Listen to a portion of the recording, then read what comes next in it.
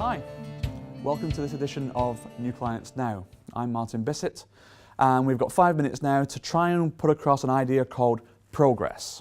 Okay, now this is an acronym, and the reason for it is because so often many practitioners say to me, well, how do we make progress in fee growth when we've got so many other things on our mind? We've got cash collection issues, we've got staff issues, we've got billing issues, work in progress issues, and so on and so forth. And it can be difficult, especially for a solo practitioner.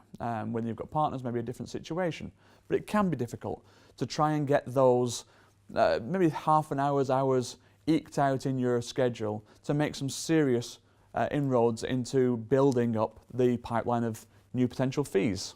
So, this idea of progress kept coming up. How do we make progress? How do we make progress? And so we turned it into an acronym to show you what this progress actually stands for and how you can use short bursts of time in your schedule, early mornings, late afternoons, times when you're typically quieter, to make some serious progress in getting new fees in the door. Let me show you how this works. The P in progress actually stands for prospects. Let's say we've got 20 minutes in our day and we don't know what to work on first. Let's take a look at potential clients that we haven't yet won, prospects that are currently in play. And let's see if there's anything else we can do just to move it a wee bit further. Perhaps we can set up a new meeting. Perhaps we can get an introduction from a mutual friend to start a conversation. So wherever you're at with your prospects, perhaps you could spend just maybe 15 to 20 minutes edging them that little bit further. The R is for retention. Now, of course, one way to negate a need to have a large prospect pipeline is to keep what you've already got and to grow it organically. So maybe we take 15 to 20 minutes of our day to speak to a client, like a client a day program, for example, and just have no real agenda there except to find out how that client's doing. They're not paying for it, you're not charging for it, this is business development time. But in the same way as with prospects, we're just taking 1 or 2 simple steps to solidify the relationship, maybe find new opportunities, because so often when we're talking to existing clients we get this, oh, while you're here, could you please? And conversations start that can lead to new work. So just retaining what we've already got could be a fantastic use of short spaces of time in our schedule. Our O stands for old clients. So often in firms I see that client loss has come from a lack of getting close to the client, what one firm actually calls a lack of cuddling, believe it or not. They use a code LOC to indicate they lost the client due to lack of cuddling. And they weren't getting close enough to find out what that business really needed. They were offering compliance services reactively, and therefore as needs grew in that business, they didn't know about it, they couldn't react to it, they weren't consulted about it, and so on. And as a result, clients get lost, which need to be won back.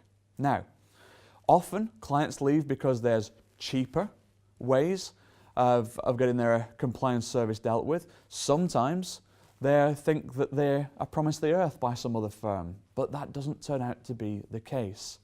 What does turn out to be the case is that they're too proud, once they've made a bad move, to ask to come back. You reach out to old clients, you may be surprised at the opportunities that lie within. The G here stands for grade A, meaning your wish list, your best. Common mistake here is that grade A actually means, the ultimate businesses with strong cash balances and so on. You actually need to look for those who've got great businesses but poor cash flow, as there's the greatest need. Our second R here stands for referrals, our fastest form of getting an inquiry to become a new client. Let's look at where our referral sources could really help us out. The E here stands for X inquiries. Often through the website or through the phone, we've had a message from somebody saying they'd like to talk to us, and we return that call and we don't get through to them, and they return the call and they don't get through to us, and it just goes cold before we ever had the chance to meet. Take a look in case your firm keeps a log of X inquiries that you could perhaps resurrect and start the conversation. They wanted to talk to you at some point enough, so maybe they could again. This leaves us with the last two S's. The first one is sales skills. If you feel uncomfortable for any reason with making any of the previous steps, then practice first of all your abilities to reach out, the conversation topics you might use, the points of interest, the reasons for speaking. And if sales skills are pretty much where they need to be, then have a look at the final S, your sales pipeline. How's the pipeline looking? Is it stacked up high with new prospects but low on referrals? Have we got many old clients in it? Which of these here need to be worked on to make this pipeline well balanced? So there we go, okay? Making progress in short steps by using any one of these disciplines to make short progress in the short spaces of time you've got available. I hope you found that useful. I'll see you in the next edition.